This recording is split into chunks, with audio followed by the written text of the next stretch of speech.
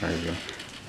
Chris Wyndham, Human Nature Magazine, here with the cast of When Love Kills, the new hot movie that's going to premiere on TV One here at the 2017 American Black Film Festival.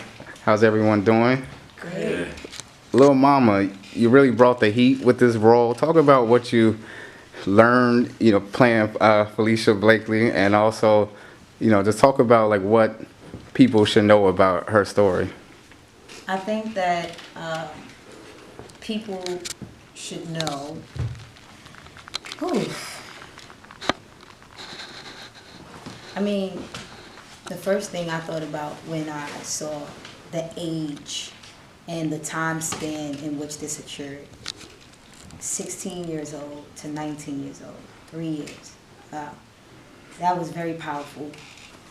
I said, she's a baby.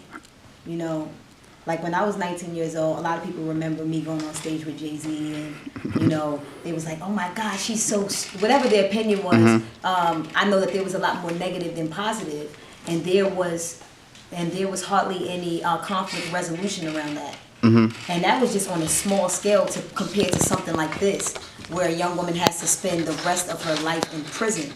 But when I look back at that age group, you're still like a baby.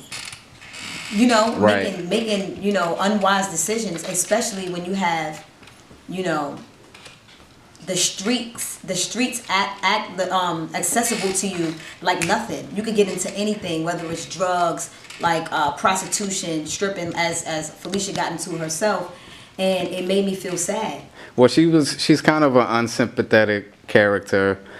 Convicted of 3 murders. So how when you say unsensitive, what do you mean? I said, well, what the traditionally unsympathetic, like meaning people would think like, okay, she, the 3 murders, would outshine the sympathy, someone would give for her story. Yeah. So how did you make her? But you were able to pull it off and make her, sympathetic, by mentioning some of the things you just discussed.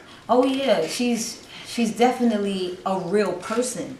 So the first thing in my mind is, be vulnerable. I had to really allow myself to be vulnerable. How would I act in, this situation where I love this man, and no matter what everybody else is seeing from the outside, when I'm in a situation, what's really happening there, and be able to tell that truth. When I'm with this friend at the strip club who like, yeah girl, we gonna make this fast money, and then things start spiraling out and getting out of control, where I've never committed a murder before, but there's things that I've done where I'm like, damn, like I messed up, you know what I'm saying? And you can't take that back. So there's a human nature, if you will, sure, to the situation. You know what I'm saying? And I think that was the key.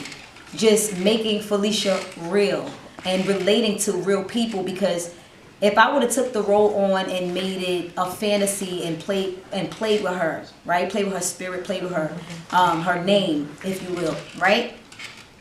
It would have been easy to look at as, oh, okay, this is a hoax. This is a parody version. Sure. Or this is her just trying to paint a monster or horror. No, it doesn't have to be fantasy. It's about grounding the character, because this is a real person.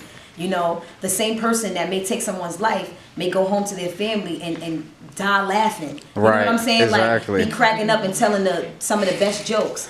And I think that when we could show that, people have layers through a character, it makes people who are actually experiencing these situations relate to them more. And Lance, you played Dino. So traditionally, Lance, you played sort of the good guy, the guy, people want to bring, home to mother.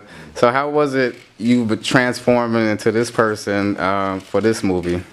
Well, in Dino's head, he felt like he was a good guy. You know what I'm saying? You gotta just step out of. I had to step out of Lance and put myself. I had to fully dive into Dino. Right. And I just think he was a guy that, he had a plan. Mm-hmm. He had a goal. He was driven.